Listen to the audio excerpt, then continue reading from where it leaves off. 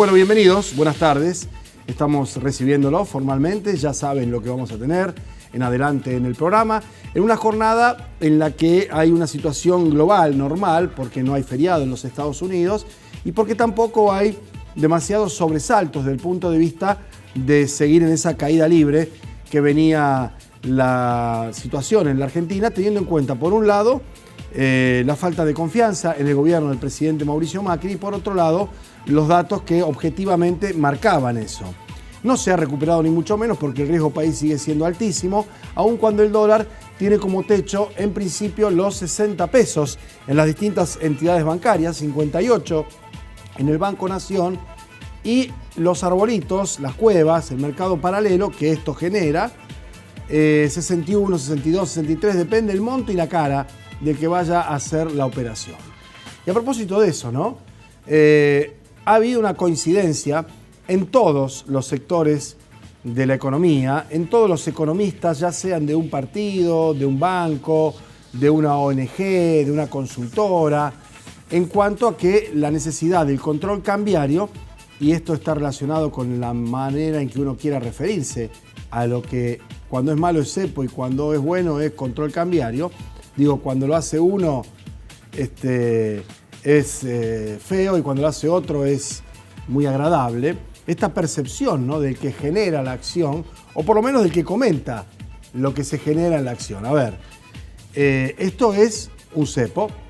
Si los periodistas que en su momento acuñaron ese término tuvieran la coherencia en cuanto al modo en que se refieren a una restricción cambiaria, deberían seguir diciéndole cepo. Sin embargo, bueno, hay distintas variantes. Pero más allá de eso, el propio gobierno reconoce y se jacta en alguna medida que, aún no siendo algo que les gustó hacer o que les resulta cómodo, le ha sido útil. Ya hay una situación a un día nomás de la aplicación del cepo que, con no ser peor que el día anterior, para el gobierno de Macri, que cada día es peor que el anterior, ya es una manera de sentirse aliviado. Y esto es lo que efectivamente ha ocurrido, o en todo caso está ocurriendo. Digo que las variables importantes como el riesgo país, el dólar sobredimensionado, la falta de actividad económica, la caída del laburo, la pérdida de fuentes de trabajo, la depreciación del dinero, el consumo en baja, la gente por las calles deambulando, viendo si encuentra algo en alguno de los contenedores, y todo eso no se modifica con el cepo. Lo que se hace a partir de esta determinación es lograr un grado de estabilidad en un sector de la sociedad que además es muy permeable y tiene cambios de humor y fluctuaciones y generan la opinión pública a partir de la acción de los medios de comunicación, que están más pendientes de la cola en Carvatur o en lo de Ángel, en Transatlántica, en Rosenthal, que a lo que pasa en la periferia, donde cada vez hay más gente durmiendo en la calle o revisando los contenedores de basura. Pero eso es lo que se instaló como una cuestión importante a la hora de definir lo que se va a hacer en la economía. Y el gobierno no hace absolutamente más nada porque no tiene posibilidad de hacerlo, además de no haberlo querido en su momento y no saber hacerlo cuando debe hacerlo, de cambiar esa situación que es la de fondo, que es la que efectivamente espera la mayoría de los argentinos comience a revertirse a partir del 10 de diciembre, cuando haya otros habitantes en la casa de gobierno. Pero esto del cepo, como decíamos antes, debe ser tenido en cuenta, sobre todo porque fue un elemento que durante muchos años fue utilizado como una suerte de manual de la persecución, como si el cepo o el control de cambios, que dicho sea de paso, existe en todo el mundo, en diferentes gradaciones y maneras, pero no hay posibilidad de ir a comprar dólares sin explicar de dónde vinieron, qué vas a hacer, cómo los obteniste y qué vas a producir eventualmente con eso. Eso no existe, esa supuesta libertad era enarbolada como una bandera antes de que el presidente Macri fuera elegido para ser el que ocupe la casa de gobierno. Entonces, a mí me parece que estas cosas hay que tenerlas presentes, hay que saber estar, por supuesto, en condiciones de verificar que la utilidad de una medida de esas características está viéndose, pero no perder de vista que no es ni por convicción, ni mucho menos por complacer a la opinión pública, sino en una suerte de autodefensa en algo que claudica una vez más. Yo decía ayer en broma que si seguimos a este paso, en un par de semanas el gobierno va a anunciar la restitución del fútbol para todo gratuito, porque no iba a haber retenciones y hay retenciones, porque no iba a haber control de precios y hay control de precios, porque no iba a haber congelamiento y van a congelar los combustibles, y porque ahora tenemos esto del cepo. Mire lo que decía Macri, empezamos por ahí, ¿no? Una por año. 2015, antes cuando era candidato, parece una broma, detrás los carteles lo van a ver riéndose a Delcel y a un muy joven Roy López Molina. Después al año siguiente, después al siguiente también, es decir, los 4 años, una por año, y hasta hace un ratito, porque se van a dar cuenta en la parte de atrás de la última toma de este compilado de 4 testimonios, que es Juntos por el Cambio. Y Juntos por el Cambio nació para la elección, con Pichetto. Ahora, mira lo que decía Pichetto hace un ratito nada más, que dicho sea de paso, mañana va a estar en la Facultad de Ciencias Económicas, aquí en la ciudad de Rosario, traído por la agrupación del PRO, en la Casa de Altos Estudios, en Boulevard Oroño, allí y 3 de febrero, donde va a dar una charla, y esperemos que la dé y que no pase nada. Digo porque a esta altura que Pichetto venga a dar una charla a la Facultad de Ciencias Económicas, nada menos, qué sé yo, no quiero ser ofensivo, es como si el Gordo Valor fuera una auspiciado por el Ministerio de Seguridad, más o menos, ¿no? Digo que no vaya nadie a provocar nada ni acepte esa provocación de tener que ir a discutir. Yo espero que nadie cometa esa imprudencia, ¿no? Pero escuche este compilado, después de eso venimos, presentamos la pausa y vamos a estar charlando con Luis Rubeo. Esto está 2015, antes de la elección, 2016, 2017 y ahora, hace un ratito. Y que el cepo es resultado de una mala gestión. El cepo es producto de que tenés un gobierno que estafa a la gente con la inflación. Y si no hay inflación, el cepo no tiene sentido. Y cuando nosotros asumamos, le vamos a decir a la gente que la inflación se va a terminar, que confíe, y la gente va a confiar, pero igual no va a necesitar ahorrar en dólares. Los dólares que están abajo del colchón van a volver y el dólar va a dejar de ser algo importante en nuestras vidas, porque vamos a manejarnos en pesos. ¿Por qué? Porque vamos a tener una moneda sana, que es lo que tiene Brasil, lo que tiene Chile. Bueno, este es un invento nefasto de este gobierno que logró que la Argentina no crezca. El cepo es producto de la pérdida de credibilidad que ha tenido el gobierno. ¿Producto de qué? Que miente con las estadísticas, miente y engaña con la inflación. El fin del fin, ustedes ya se habrán imaginado, fue el cepo. Lo estamos encarando. Por suerte hay un enorme apoyo mundial hacia este cambio que ha habido en la Argentina. El exministro Kicillof dijo que si ganaba al Frente con Todos iba a haber una intervención de nuevo en el mercado de capitales. Esto quiere decir ni más ni menos que cepo. Cepo. Quiere decir una economía rígida, una economía con fuerte intervención del Estado. Qué falta de olfato, ¿no? Porque esto fue hace un ratito, ¿no? Pero bueno, es lo que hay, señores, durante un tiempo más. La pausa y nos quedamos. Después está Leo también, ¿eh? Primero Luis Rubeo, después Leo Richardino. Ya venimos.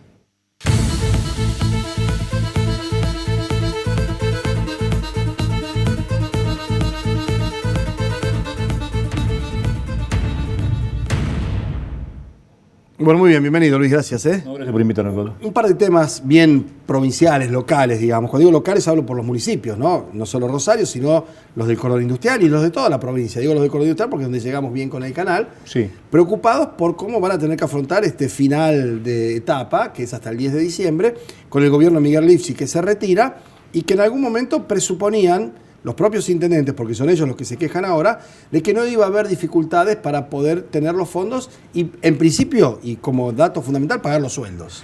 Bueno, pero ya había un reclamo que se venía haciendo históricamente por un sector de intendentes y presidentes comunales que vienen hablando de una cierta discriminación en lo que significan asignación de partidas que están previstas en la ley. Obras menores, por ejemplo, que es el gran tema, sí, que es donde es un porcentaje del presupuesto, que eso vino en compensación de lo que era el municipio de Santa Fe y Rosario, recibía en el fondo del conurbano, se generó a través de la legislatura un proyecto de obras menores. Fue del senador Traferri, si mal no recuerdo.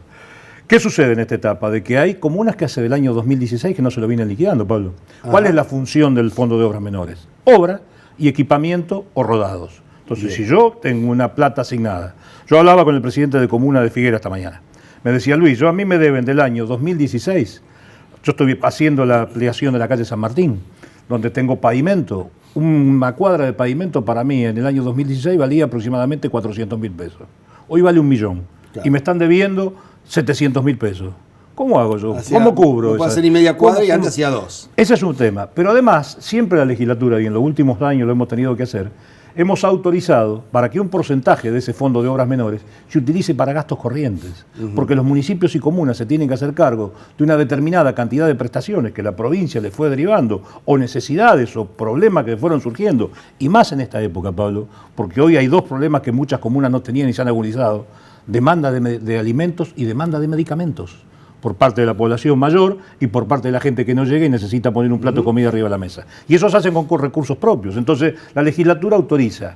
Yo vengo escuchando a funcionarios del gobierno provincial que dicen que eso no es cierto, que puede haberlo, escuchaba esta mañana y lo hablaba con Richardino en la radio local, de que, bueno, puede haber algunas comunas. No, mire, la provincia le reconoció, usted sabe que hay una comisión de transición que está funcionando entre el gobernador saliente y el gobernador electo. Entrante, sí, dieron 9 biblioratos. En esos 9 biblioratos, en una parte, el gobierno de la provincia reconoce que a los municipios y comunas de Santa Fe, solamente por obras menores, le adeudan 1.530 millones de pesos.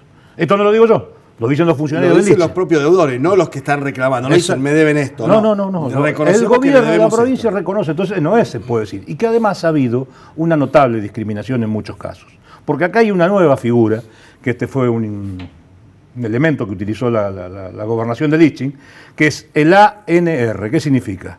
Aportes no reintegrables. Sí. Que son recursos que el gobierno provincial destina a municipios y comunas para determinada cantidad de obras. Es como los viejos ATN del Tesoro Nacional. No, todavía existen. Los ATN también. Entonces, no, pero quiero decir, esto es de la órbita provincial. Esto es de la órbita provincial. La billetera de la provincia. Claro, y esto ha funcionado muy discrecionalmente. Hay comunas que han presentado proyectos, que fueron aprobadas las obras y que no les giraron la plata. No voy a involucrar a la presidenta comunal que me lo dijo, pero yo estaba en una reunión con ella, que le reclamó a un funcionario de altísimo rango de la provincia, decir, che, me debes el ANR. De tal cosa. Claro, y le dice, ¿vos no te enteraste que en la provincia hubo elecciones y que pasó algo? Como diciendo, mira, nosotros perdimos. Dice la Perotti.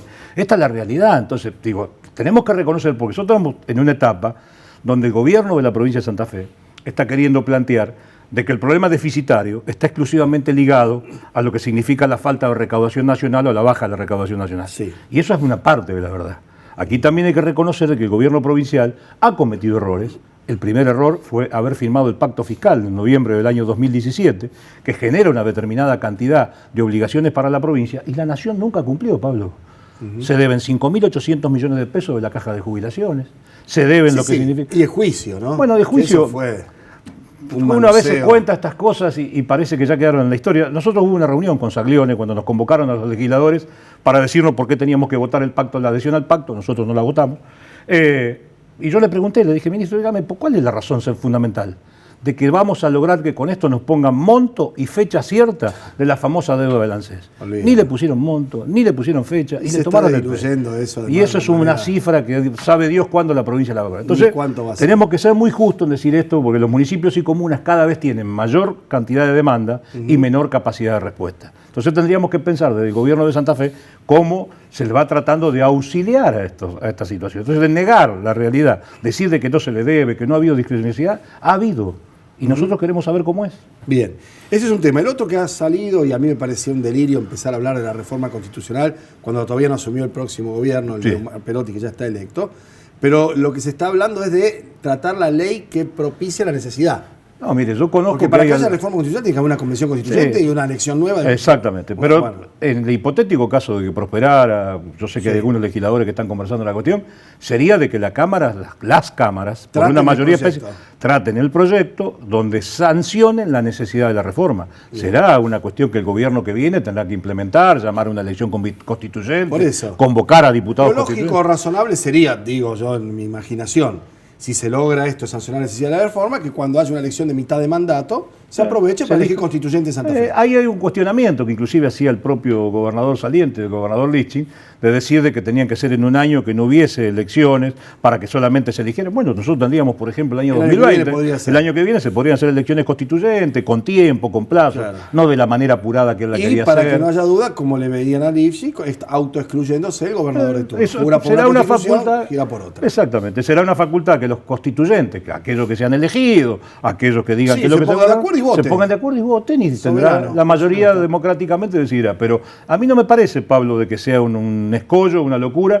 Creo que estamos en tiempo y en forma. No sé si se va a dar, no sé si se van a hablar los consensos. Yo he leído que algunos legisladores que integramos la oposición tienen esa idea. Sí. Tratamiento parlamentario tiene, claro, está en la Comisión de Educación. Y un proyecto del socialismo, además. Hay 4 proyectos, en realidad. Hay uno del oficialismo, hay uno del doctor Caballero, hay uno de Carlos Delfrade y hay otro mío. Sí. Son 4 los proyectos que están en danza, tendríamos que considerar en uno. Algunos hablan de la reforma total, otros hablamos de la reforma parcial, pero me parece que nosotros tenemos que llevar adelante, si hay acuerdo político, la necesidad de que las cámaras se expresen en la voluntad de la reforma y que sea el próximo gobierno el que la instrumente. Que eventualmente la instrumente. Entonces no me parece que sea tan... Está bien, sigue hasta ahí nomás y no digo empezar otra lección ahora cuando no, además sería una locura, no hay márgenes, no hay tiempo, y es lo que nosotros le criticábamos a Lichting, Pablo. Claro, sí, cuando porque tiempo. Nosotros que siempre tuvimos vocación reformista, que siempre estuvimos de acuerdo que había que modificar la Constitución, nos parecía que la manera que la quería llevar intempestivamente el gobernador saliente no era la manera, porque había otro objetivo, ¿no es cierto? Conseguir la reelección. Muchísimas gracias por venir, Luis. Gracias, Pablo, por invitarme. Muy amable. Muy amable. Vamos a la pausa. Cuando volvamos estará Leo Richardino con nosotros. Tenemos hasta el final del programa para hablar de lo que está ocurriendo hoy por hoy en el país.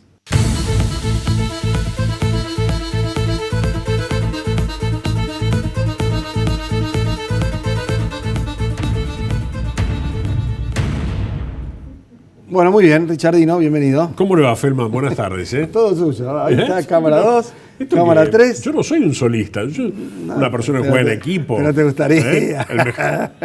El mejor equipo de los últimos 50 años. Bueno. Qué bárbaro eso. ¿Viste el tape que pusimos? No, es increíble, es increíble. Pero eso es porque...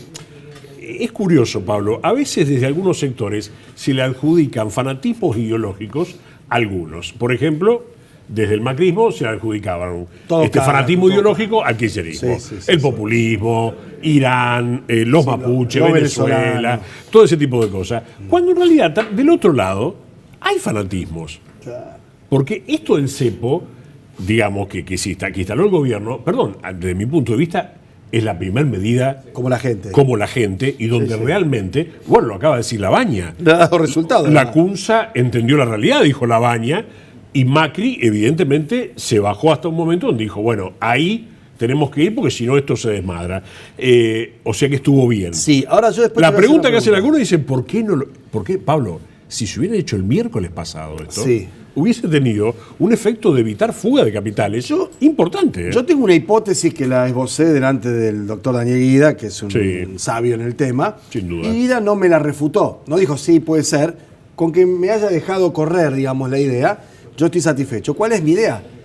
Que no se hizo la semana pasada o inmediatamente después de las elecciones, porque el gobierno planificó ese lunes negro, después de ese viernes blanco, para poder decir lo que dijo Macri, de echarle la culpa a la gente de que había votado mal.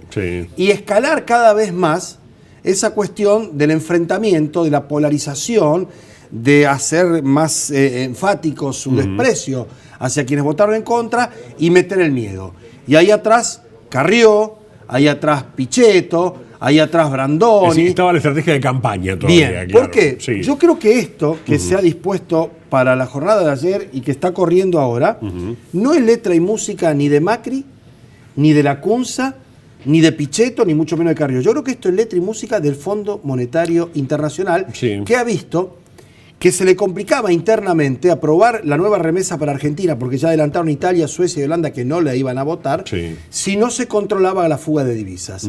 Y yo creo también que hasta pudo haber estado hablado con Alberto Fernández, que se iba a hacer en el momento en el que Alberto se fuera del país. Y se fue del país el mismo día que se instala el cepo, y guardó un prudente silencio, tanto él como todos los economistas, o en todo caso el que habló fue respaldando la medida. Por eso la CUNSA dijo, tomamos medidas que son incómodas, que no nos gustan, porque yo creo que no son por propia decisión, sino que por imperio de las circunstancias, Es es decir, probable. Sí, por una no, determinación totalmente. del fondo. Totalmente. Y recordar esto, Pablo, además que Alberto Fernández venía también en su campaña diciendo el cepo no fue bueno. Y te acordás que lo ejemplificaba con el tema de la puerta giratoria, decía, es una piedra. No salen los dólares, pero tampoco entran. Se refería al cepo aquel de Cristina Fernández de Kirchner, que posiblemente haya estado mal instrumentado. Ahora, con aquello que pasó y esto que está pasando ahora, Pablo, debemos entender que Argentina algún tipo de control tiene que tener. Pero como en todo el mundo. Hay como en todo el control, mundo, Leo. pero además, Pablo, más en Argentina. Por supuesto. Hoy estaba escuchando una revisión. Hay 10 o 15 rubros de la economía argentina que demandan dólares. Y hay una sola entrada, por ahora, que es la deuda.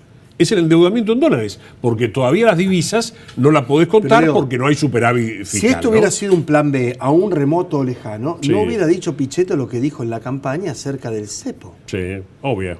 20 minutos hace, un ratito nada más. ¿Qué dijo Pichetto después? Es más gracioso todavía. Sí, el día que gane- si gana Macri lo saca al día siguiente. Una cosa- Bueno, es ridículo ya. Bueno, eso. ha dado resultado. Me parece que el gobierno, como Está vos dando, decís. yo uso el gerundio. Sí, está dando. Cambió a modo, lo que le estaban exigiendo mucho, cambió a modo presidente y ordenar la transición hasta que llegue al final. La pararon, le pusieron el bolso a la Carrió, a Pichetto ahora, y a Bullrich. Lo que hay que ver es Sí. hasta cuándo. ¿Hasta cuándo ¿Por qué? dura esto? Y porque está esa situación, que cuando vos ya te sentís mejor, te dice, mira, Sí. a nosotros, vos digo, hablo por mí, no te involucro a vos, Sí. que comiste y te duele el hígado, decís, pará, dale a la agüita, dale a la lechuga, dale al pollito. Cuando te sentís mejor, Volvés. enseguida volvés. Volvés, Claro. claro. Ahora, si el gobierno ve esta mejoría Sí. Es muy y ve buena. algún grado de La estabilidad, metáfora es que es es muy verdad, buena, es muy te sentís buena, mejor, sí. pero sabés que estás mal, Obvio. porque está con sobrepeso, porque los laboratorios te dan mal, todo eso, y volvés. Y Obvio. el gobierno creo que tiene esa compulsión, y por eso No, a Carrió la han desactivado no, claro, momentáneamente. Porque no cree en esto, no cree en No lo esto. cree. Ahora, me parece que en esto hay que elaborar también un consenso para adelante. Basta de creer que los brasileños son patriotas, Pablo, y por eso no te aceptan un dólar cuando vas a comprar algo o no les interesa el dólar. En realidad no es patriotismo, es que su estructura económica es diferente a la nuestra. La estructura económica más dependiente de América Latina del dólar es la de Argentina, sin lugar a dudas. Y más dependiente va a ser en la medida que no sea el consumo esa es una interno el tarea motor fundamental. Claro, hoy hablaba con los industriales, hablaba con Moretti, porque ayer pasó el Día de la Industria, dicho sea de paso, lo escuchaba Urtubey que decía, le preguntaban, ¿no fue Macri? Dice, Macri no vino nunca el Día de la Industria. Claro. No es la primera vez. Otra vez, ¿no? Y está bien, dijo Urtubey, el hermano del gobernador, que es dirigente de la UBIA, dijo, está bien si no cree en la industria. Aquí va a venir al Día de la Industria. Fue durísimo en esos términos. Pablo, el saldo son 200.000 empleos industriales destruidos. 40.000 pymes menos en el país. Y cuando hablamos de pyme, industrial, importante tener en cuenta que no son las grandes industrias. No. Es la vida de los pueblos rurales de Santa Fe, porque los pueblos rurales de Santa Fe tienen, pasando la ruta, está el campo y del otro lado está la industria, que es la que está golpeada.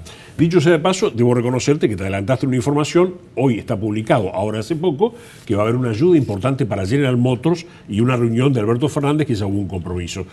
Vos esto ya lo manejabas y Rosario 12, el diario que dirigís, lo publicó hace 15 días.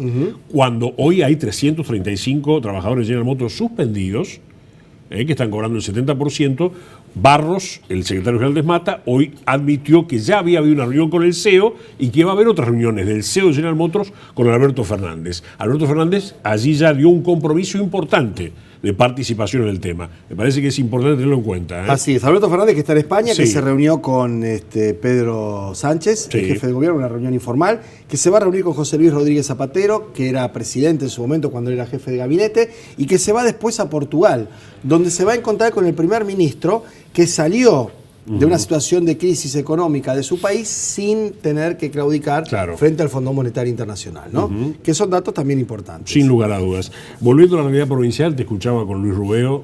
A mí me parece que hay 2 o 3 mecanismos instalados y puestos en marcha, Pablo, que podría sintetizarte en una cosa. No va a ser fácil el tránsito del Lifchis a la legislatura. No. Yo hace mucho tiempo... Hay un entramado allí. Yo hace mucho tiempo te dije Sí, hay un que Lipsi entramado. estaba muy contento porque creía que había ganado las elecciones. Sí. En realidad él le va a poner la banda a un gobernador peronista, no a un socialista como pasó con él. Sí, sí. Y si bien fue el que más votos sacó para diputado, eso tampoco garantiza. Y en esta provincia lo sabe muy bien, por ejemplo, María Eugenia Sí. Bielsa. Y Rubeo fue El beneficiario. Fue el presidente, ¿por qué? claro. Porque exactamente. fue el hombre del consenso. Sí. Yo no estoy seguro hoy que Miguel Lifchi vaya a ser el presidente de la Sí. Cámara de Diputados a partir del 10 de diciembre. Bien. Lo digo esto Sí. para que nadie se confunda, no va a ser un peronista, va a ser un radical si no es Lifchi. No, obviamente, es el peronismo el que le está proponiendo también al radicalismo. Está muy cerca de los votos, Pablo. Bueno, por eso. Está muy cerca de los Y votos eso es porque probable. hay una interna furiosa Sí. dentro del partido. Totalmente. Y porque no hay un liderazgo evidente. Que creo además que a partir de diciembre se traslada la atención de los sectores no peronistas Sí. en cuanto a los liderazgos hacia la figura de Pablo Hafkin, Sí. que va a ser el intendente de Rosario y que evidentemente tiene que ejercer una suerte de influencia sobre la política en la ciudad y en la región que el cargo lo impone. Y el radicalismo también va a jugar, Pablo. Mucho ya se está hablando de un rearmado del radicalismo con un líder que no necesariamente tendría que ver con estas movidas que están en torno a la presidencia de la Cámara de Diputados para Lifchi o para arrebatársela a Lifchi con otro candidato, sino que es el vicegobernador Facendini. Muchos ven allí el nacimiento de un liderazgo radical que esté de una a mitad de agua, de diría una yo, ¿no? transición Para volver de que la derecha exactamente, a los lugares donde el radicalismo para estaba poder antes. llevar al radicalismo otra vez a una expectativa electoral futura más importante. Pero viene muy movido. La última Sí. de acá, que tiene que ver con la municipalidad. Hoy hubo reunión con vos sabés que son cientos de cooperativas que trabajan con el municipio. Que si vos te pones a contar, Pablo, estamos hablando de más de 2.000 empleos en la municipalidad de Rosario. ¿Y qué pasó? A través de las cooperativas. De la deuda vieja que tenían, le van a pagar el 40%. El 60% queda ahí para charlar. Bueno. De la deuda nueva se van a ir poniendo al día y después se negocia. Obviamente, ¿qué dicen las cooperativas? Esto nos mata, pero entendemos la situación de la municipalidad es mejor que nada. y queremos seguir trabajando. Por Eso es lo que supuesto. están pensando, ¿no? Bueno, nos volvemos a contar en la semana. ¿Cómo no, Pablo? Va a ser un gusto. Con ustedes también, ¿eh? Volvemos mañana entonces a partir de las 2 de la tarde. Hasta entonces.